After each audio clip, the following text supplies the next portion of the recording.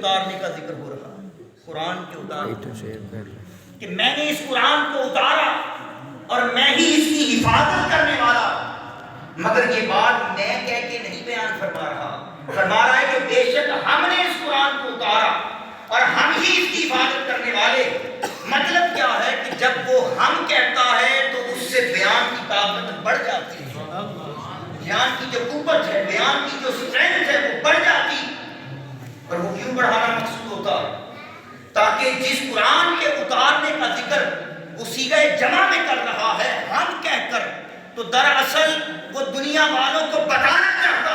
وہ سمجھانا